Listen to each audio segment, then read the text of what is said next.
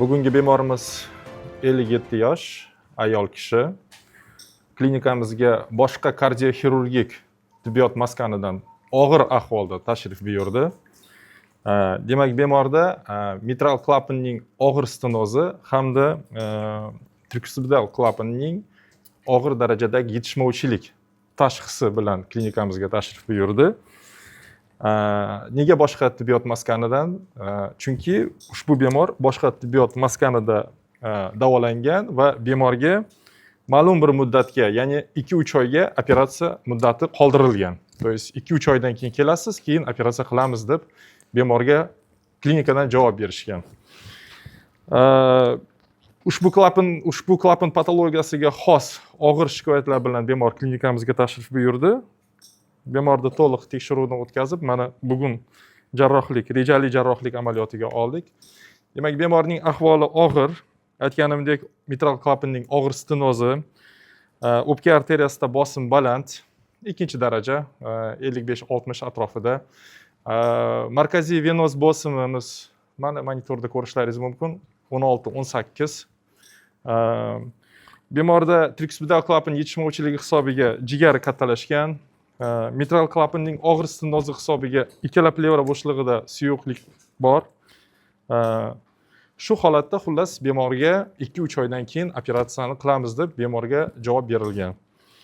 Bugun mana rejali ravishda bemorni operatsiyaga oldik. Hozir bizlar mitral klapanni protezlash hamda tricuspidal klapanni plastika jarrohlik amaliyotini rejalashtirib turibmiz. Hozir operatsiyaning asosiy etapi boshlanish davridamiz.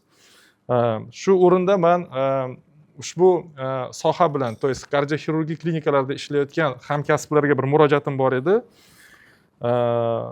Bu toifadagi bemorlarga operatsiyani kechiktirish aslo noto'g'ri hisoblanadi. Chunki bu yerda mitral stenoz deyilgan. To есть bemorda ahvoli mitral klapandagi qarshilikni olib tashlamagunimizcha kundan kunga og'irlashib boraveradi. Shuning uchun bunday holatlarda iloji boricha bemorlarga qancha ertaroq operatsiya qilinishi shuncha afzal bo'ladi.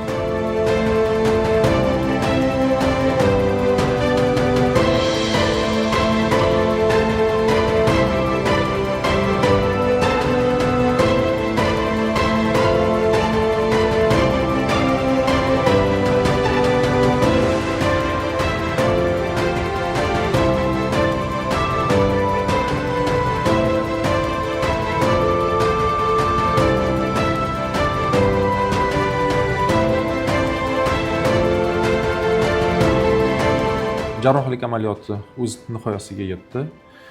Operatsiya davomida shu narsa ma'lum bo'ldiki, haqiqatdan mitral klapanning og'ir stenozi tasdiqlandi. Ya'ni mitral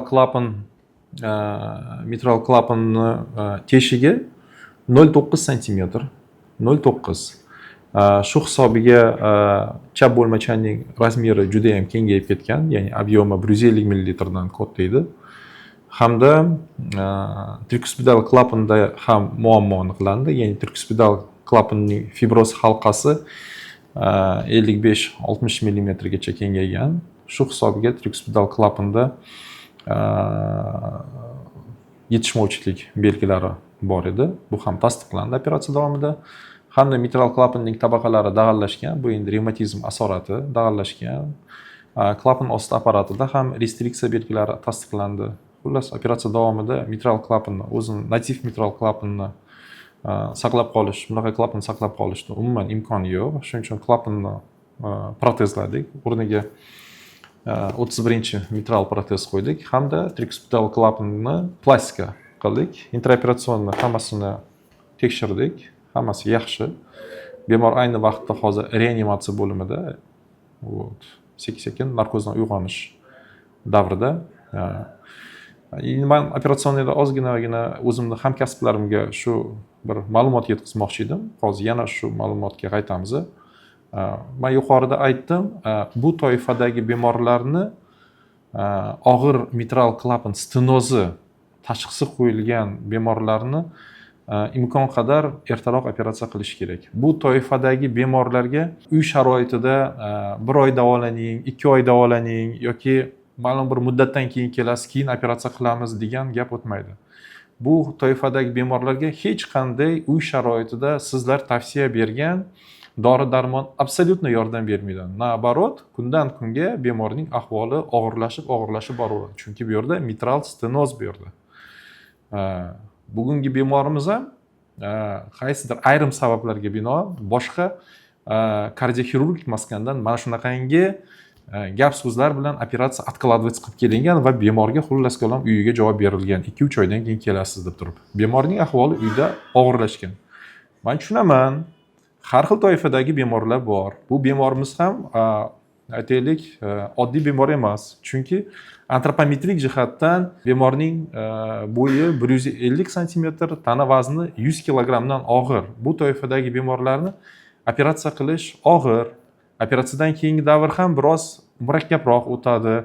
Bundan tashqari bemorda yana aytaylik o'sha o'pka arteriyasida bosim baland bo'lgan hisobiga ikki tomonlama yaxshigina plevrit aniqlangan.